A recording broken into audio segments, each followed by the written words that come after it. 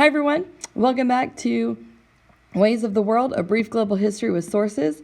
Today we're going to continue our study of the worlds of the 15th century and specifically focusing on the Islamic world.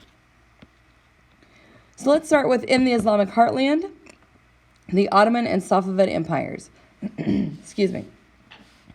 The Ottoman Empire lasted from the 14th to early 20th centuries and encompassed a huge territory: Anatolia, southeastern Europe, much of the Middle East, the North African coast, and lands around the Black Sea.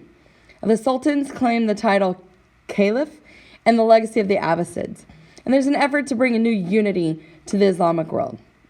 And there's Ottoman aggression toward Christian lands. See the fall of Constantinople in 1453 and the siege of Vienna in 1529. And Europeans definitely feared Turkish expansion. Now the Safavid Empire emerged in Persia from a Sufi religious order.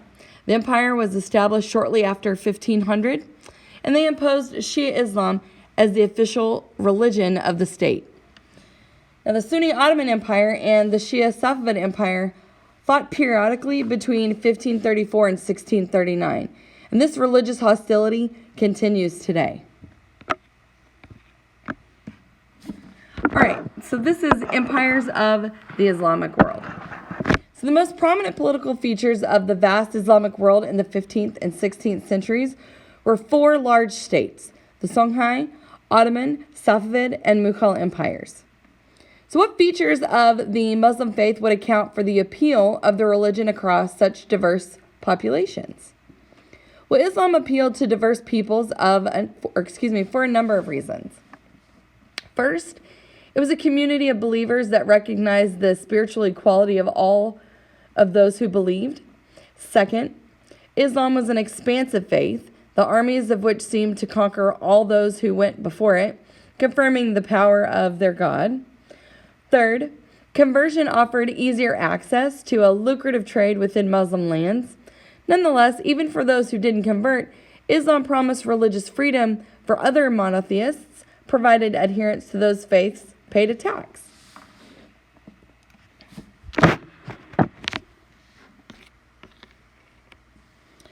All right, Ottoman Turks stormed the walls of Constantinople in 1453. So on May 29, 1453, forces of the Muslim Ottoman Sultan Mehmed II seized control of the great Christian city of Constantinople, an event that marked the final end of the Roman Byzantine Empire and the ascendancy of the Ottoman Empire. In retrospect, this event acquired a certain air of inevitability about it, for the Byzantine Empire had been retreating for almost 2 centuries before the steady advance of the Ottomans.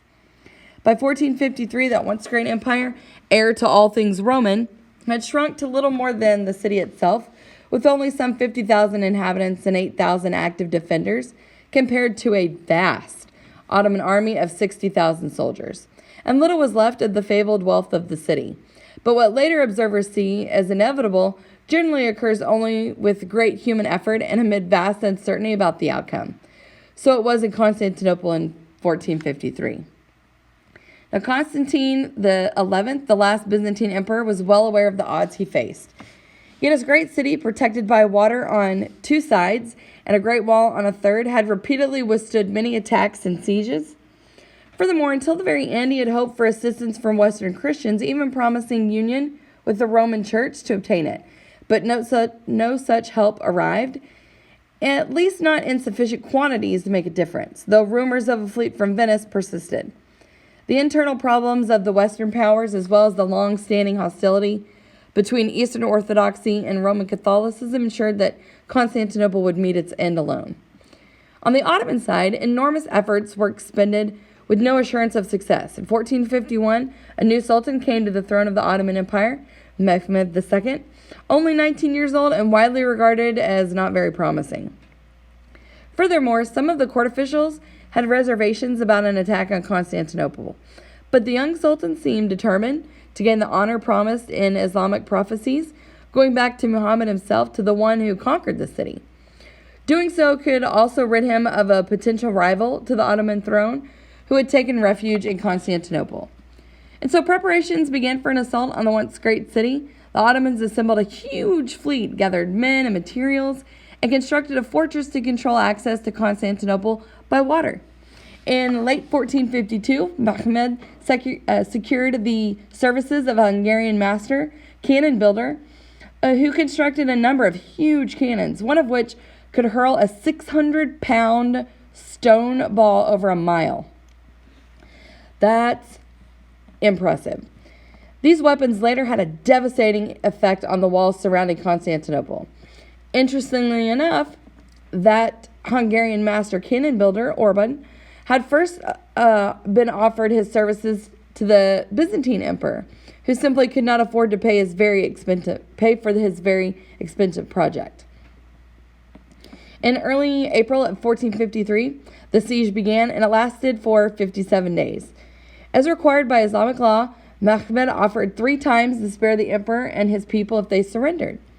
Constantine apparently considered the offer seriously, but he finally refused, declaring, "We've all decided to die with our own free will." After weeks of furious bombardment, an ominous silence descended on May 28th, and Mehmed declared a day of rest and prayer before the final assault of the next day. That evening, the Byzantine emperor ordered a procession of icons and relics about the city, and then entered the ancient Christian church of Hagia Sophia, seeking forgiveness for his sins and receiving Holy Communion. And then, early the next day, the final assault began as Ottoman forces breached the walls of Constantinople and took the city.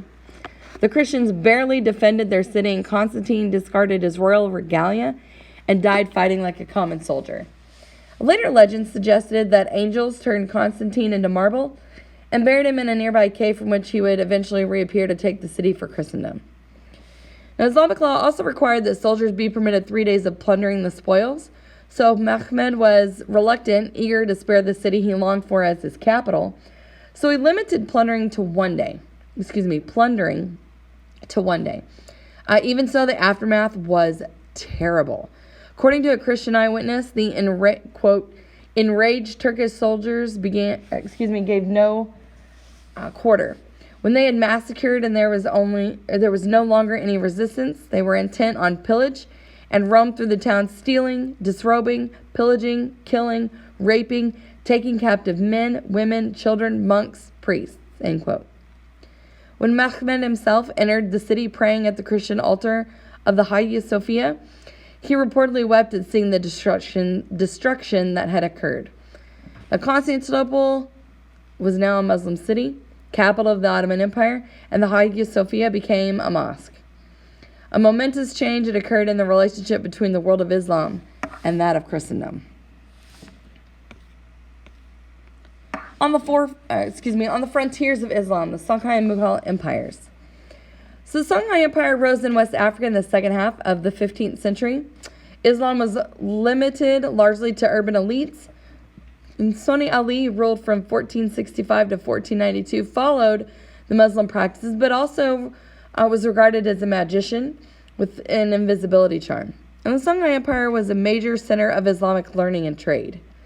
And the Mughal Empire in India was created by a Turkic group that invaded India in 1526. And over the 16th century, the Mughals gained control of most of India, and this effort to create a partnership between Hindus and Muslims began. All right, the Ottoman Janissaries.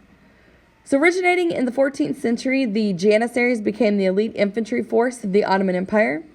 Complete with uniforms, cash salaries, and marching music, they were the first standing army in the region since the days of the Roman Empire.